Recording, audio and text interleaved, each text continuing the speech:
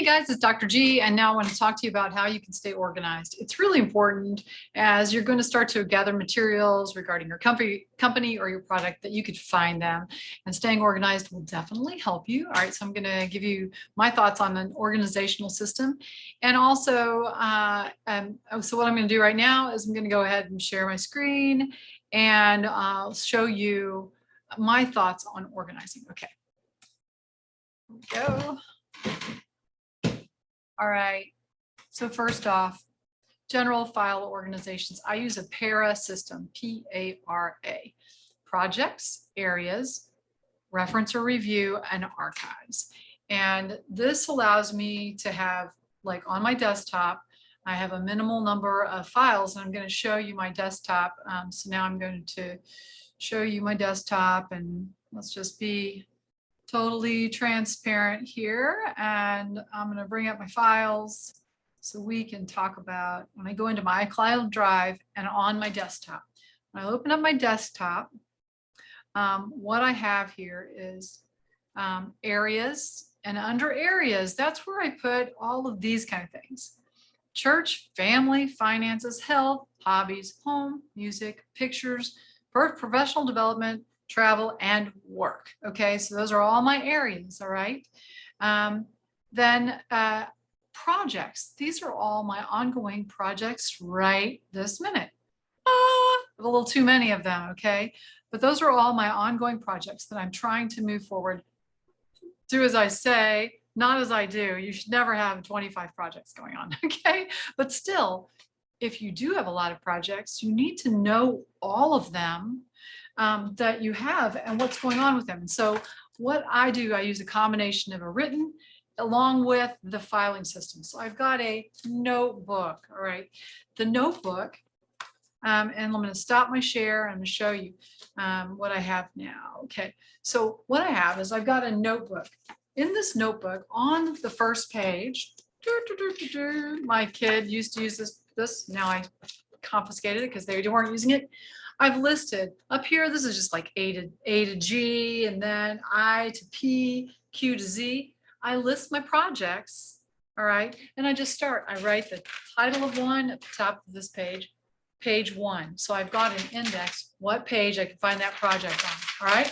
So if I'm making notes for this project or moving it forward, I write it on this page, all right? And then if I fill up a whole page, I rip that page out and I start a new page at the end. Okay, so I am always trying to move the projects forward, and I check this at least once a week in order to keep things going forward. But that's how you can complement your system in your note computer with something that's written. It is so important, though, what you don't do is you don't want to just keep random notes everywhere. Random notes will get lost. You're not going to find where you wrote something. And so another time I'm going to go through a bullet journal with you and how you can keep an index. So if you're starting a new journal, you always want to start with creating an index at the front so you can find what you're looking for. And it requires a little bit of upkeep, but not that much. We'll talk about that at another time. Right now, I want to focus on the files again. All right, so we're going back to the laptop. I'm going to share my screen again. And I'm going to talk once again about general file organization. As I said, projects, and that is, all the projects that I've got going on, right? I have a list of all of them. Areas, that's home, work, school, health, finances, all that stuff. Family pictures. Reference or review. Reference is different from review. Review is something I keep on my desktop if I'm like, I want to read that sometime soon, and I want it to be sort of filtered up to the top of the pile. Reference is like my filing cabinet. I like to, when I'm making a reference folder, and let's say it's about like GHKCU, which I have a reference folder for that, where I'm putting in articles about GHKCU.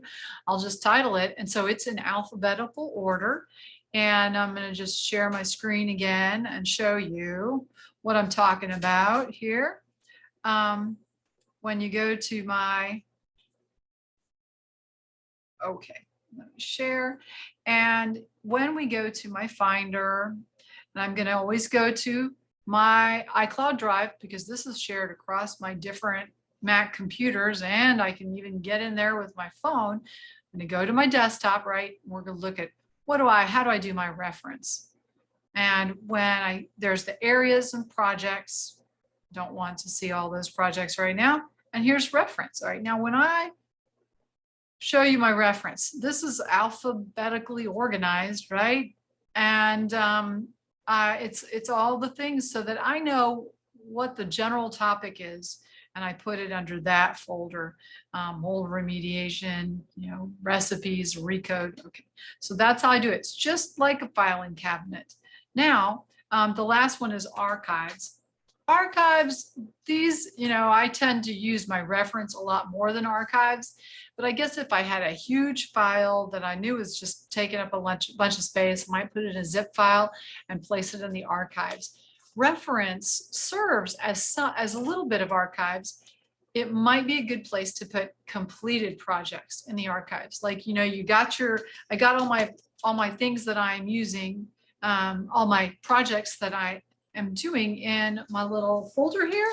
And when I'm done with the project, we want to move all the way through the project. We don't want to just start it and then leave it open forever. That's part of the reason why I've got a bunch of open projects. I've done that. I want to finish one. That's why I'm doing this right now.